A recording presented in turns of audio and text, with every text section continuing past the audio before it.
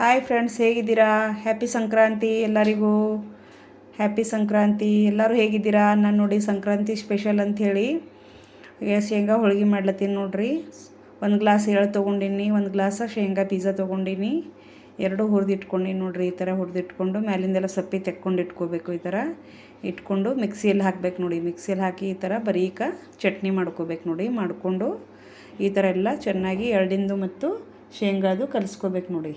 ಈ ಥರ ಕಲಿಸ್ಕೊಂಡು ಚೆನ್ನಾಗಿ ಮಾಡಿಕೊಂಡು ಸ್ವಲ್ಪ ಕೊಬ್ಬರಿ ಹಾಕಿದ್ದೆ ನೋಡಿ. ನಮ್ಮ ಮನೇಲಿ ಕೊಬ್ಬರಿ ತೊಳೆದಿಂದಿತ್ತು, ಕೊಬ್ಬರಿ ಹಾಕಿ ನೋಡಿ. ಈ ಥರ ಕೊಬ್ಬರಿ ಮಿಕ್ಸ್ ಮಾಡಿಕೊಂಡು ಕೊಬ್ಬರಿನ ಮಿಕ್ಸ್ ಮಾಡಿ ಮಿಕ್ಸಿಯಲ್ಲಿ ಹಾಕ್ಕೊಂಡು ಈ ಥರ ಮಾಡೀನಿ. ಸಣ್ಣಗೆ ಮಾಡಿ ಇಟ್ಟೀನಿ ನೋಡ್ರಿ. ಇಲ್ಲಿ ಈ ಥರ ಮಾಡೀನಿ, ಎಲ್ಲ ಮಿಕ್ಸ್ ಮಾಡ್ಕೊಳ್ತೀನಿ ನೋಡ್ರಿ. ಈ ಥರ ಎಲ್ಲ ಮಿಕ್ಸ್ ಮಾಡ್ಕೋಬೇಕು. ಮಾಡಿಕೊಂಡು ಚೆನ್ನಾಗಿ ಎಲ್ಲ 2-3 ಎಲ್ಲ ಎಳ್ಳು ಮತ್ತು ಕಾಯಿ ಮತ್ತು ಕೊಬ್ಬರಿ ಎಲ್ಲ ಮಿಕ್ಸ್ ಆಗಬೇಕು ನೋಡಿ. ಈ ಥರ ಮಿಕ್ಸ್ ಚೆನ್ನಾಗಿ ಮಾಡ್ಕೊಂಡು ಇಟ್ಕೊಂಡು ಈ ಥರ ಮಿಕ್ಸಿ ಮಾಡ್ಕೊಂಡಿನಿ ನೋಡ್ರಿ. ಈಗ ಇದ್ರಲ್ಲಿ ನೋಡ್ರಿ ಬೆಲ್ಲ ಹಾಕ್ಲತ್ತೀನಿ ನೋಡ್ರಿ. ನಂಗೆ ಸಕ್ರೆ ಅಂತೂ ಅಷ್ಟು ಇಷ್ಟ ಆಗಂಗಿಲ್ಲ, ಹಾಗಾಗಿ ಬೆಲ್ಲ ಹಾಕ್ಲತ್ತೀನಿ ನೋಡ್ರಿ. ನಿಮ್ಗೆ ಬೆಲ್ಲ ಬೇಕಾದ್ರೆ ಬೆಲ್ಲ ಹಾಕೋರಿ, ಸಕ್ರೆ ಬೇಕಾದ್ರೆ ಸಕ್ರೆ ಹಾಕೋಬೋದು. ನಿಮ್ಗೆ ಎಷ್ಟು ರುಚಿ ಬೇಕು ಅಷ್ಟು ಹಾಕೋಬೋದು ನೋಡಿ. ನನಗೂ ಜಾಸ್ತಿ ರುಚಿ ಬೇಕಂಥೇಳಿ ನಾನು ಬೆಲ್ಲ ಜಾಸ್ತಿ ಹಾಕಿನಿ ನೋಡ್ರಿ.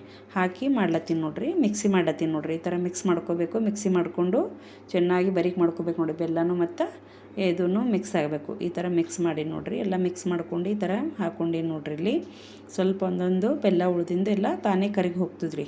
ಹಾಗಾಗಿ ಚೆನ್ನಾಗಿ ಮಿಕ್ಸಿ ಮಾಡ್ಕೊರಿ. ಬೆಲ್ಲ ಎಷ್ಟು ಬೇಕಷ್ಟು ನಿಮ್ಗೆ ರುಚಿಗೆ ಎಷ್ಟು ಬೇಕಷ್ಟು ಹಾಕ್ಕೊಂಡು ಮಾಡ್ಕೋಬೇಕ್ರಿ. ಮಾಡಿಕೊಂಡು ಎಲ್ಲ ಚೆನ್ನಾಗಿ ಮಿಕ್ಸ್ ಮಾಡಬೇಕು. ಮಿಕ್ಸ್ ಮಾಡ್ಕೊಂಡು ಇಟ್ಕೋಬೇಕು ನೋಡ್ರಿ. ಈ ಥರ ಎಲ್ಲ ಚೆನ್ನಾಗಿ ಮಿಕ್ಸ್ ಮಾಡ್ಬೇಕು ನೋಡ್ರಿ. ಚೆನ್ನಾಗಿ ಕೆಳಗೆ ಮೇಲೆ ಮಾಡ್ಕೊಂಡು ಎಲ್ಲ ಬೆಲ್ಲ ಎಲ್ಲ ಮಿಕ್ಸ್ ಆಗ್ಬೇಕು ನೋಡ್ರಿ.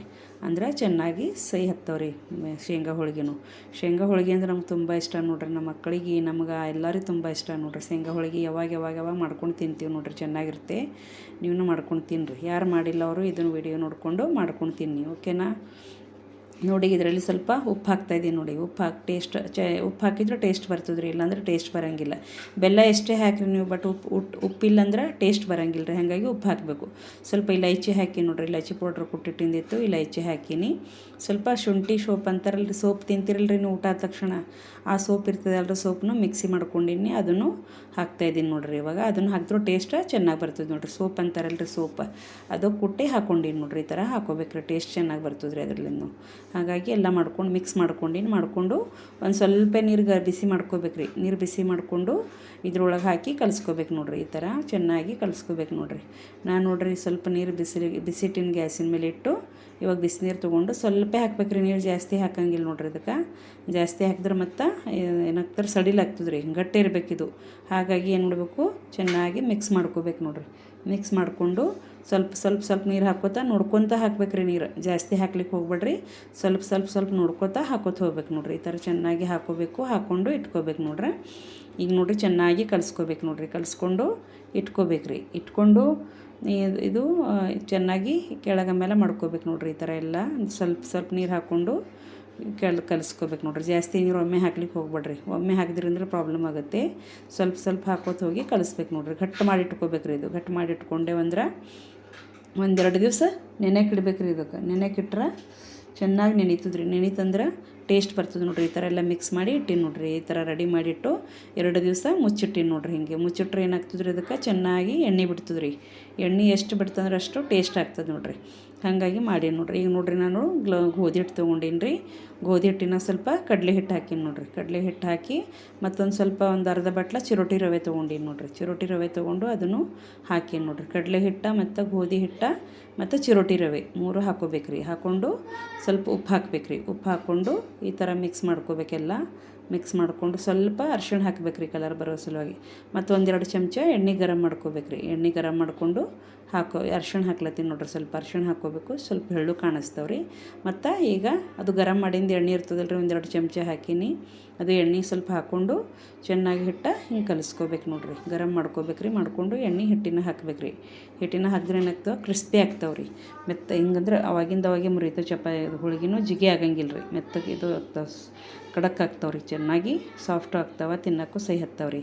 ಹಾಗಾಗಿ ಈ ಥರ ಎಲ್ಲ ಮಿಕ್ಸ್ ಮಾಡ್ಕೋಬೇಕು. ಮಿಕ್ಸ್ ಮಾಡಿಕೊಂಡು ಕಲಿಸ್ಕೋಬೇಕು ನೋಡ್ರಿ. ಈ ಥರ ಎಲ್ಲ ಎಣ್ಣೆ ಕಲಿಸ್ಕೊಂಡು ನೀರು ಹಾಕ್ಕೊಂಡು ಕಲಿಸ್ಕೋಬೇಕ್ರಿ. ಅಂದ್ರೆ ಅದು ಕಣಕ ಹೆಂಗೆ ಇರ್ತದಲ್ರಿ, ಹಂಗೆ ಇದನ್ನು ಅದೇ ಥರ ಮಾಡ್ಕೋಬೇಕ್ರಿ. ಕಣಕ ಸ್ವಲ್ಪ ಅಳಸಿತ್ತಂದ್ರೆ ಸಡಿಲಿತ್ತಂದ್ರೆ ಸಡಿಲ್ ಮಾಡ್ಕೋಬೇಕ್ರಿ ಹಿಟ್ಟ. ಮತ್ತು ಒಂದು ವೇಳೆ ಕಣಕ ಸ್ವಲ್ಪ ಗಟ್ಟಿತ್ತಂದ್ರೆ ಇದನ್ನು ಗಟ್ಟಿ ಮಾಡ್ಕೋಬೇಕ್ರಿ.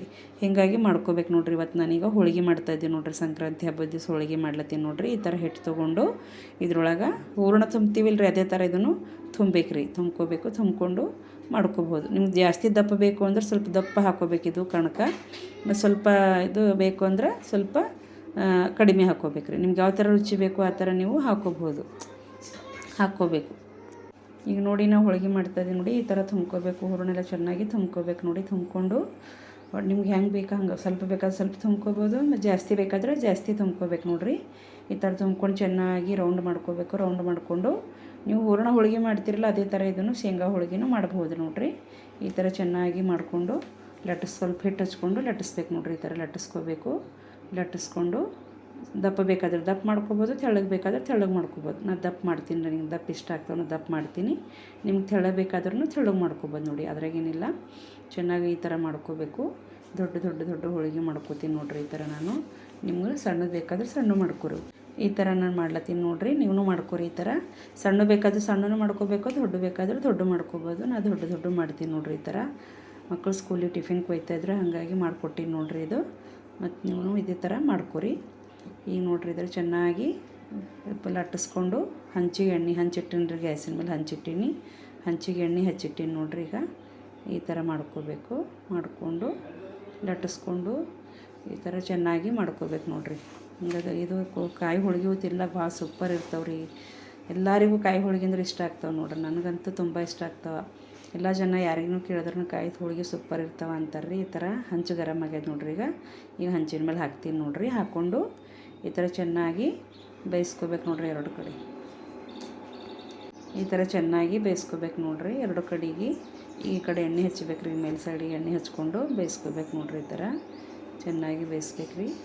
ಮತ್ತು ಟೇಸ್ಟ್ ಚೆನ್ನಾಗಿ ಬರ್ತದೆ ನೋಡಿರಿ. ಅಂದರೆ ಜಾಸ್ತಿ ಕರ್ರಗೂ ಆಗ್ಬಾರ್ದು ಹೋಳಿಗೆ, ಮತ್ತು ಇದನ್ನ ಆಗ್ಬಾರ್ದು ರೀ. ಇದು ಸ್ವಲ್ಪ ಕರ್ರಗಾಗ್ಯಾವ ಟೇಸ್ಟ್ ಬರ್ತಾವೆ ರೀ. ಕರ್ರಗಾದ್ರೂ ಟೇಸ್ಟ್ ಬರ್ತಾವೆ. ಬಟ್ ಸ್ವಲ್ಪ ಬೆಳ್ಳಗೆ ಬೇಕಂದ್ರೆ ಬೆಳ್ಳಗೆ ತೆಕ್ಕೋಬೋದು ನೋಡಿರಿ. ನಾ ಈ ಥರ ಮಾಡಿ ನೋಡಿರಿ. ಈಗ ನೋಡಿರಿ ಇದಕ್ಕೀಗ ಎಣ್ಣೆ ಹಚ್ಚಿ ಈ ಸೈಡ್ ಹಾಕ್ತೀನಿ ನೋಡಿರಿ. ಈ ಸೈಡ್ ಹಾಕ್ದಂದ್ರೆ ಈಗ ನೋಡಿರಿ ಯಾವ ಥರ ಆಗ್ತದಂತ ನೋಡಿರಿ. ಈಗ ಈ ಥರ ಮಾಡ್ಕೋಬೇಕು ನೋಡಿರಿ. ಹೋಳಿಗೆ ಸೂಪರಾಗಿರ್ತಾವೆ ರೀ. ತಿನ್ನಕ್ಕೂ ಟೇಸ್ಟ್ ಇರ್ತಾವೆ. ನೀವು ಮಾಡಿ ನೋಡಿರಿ. Thank you.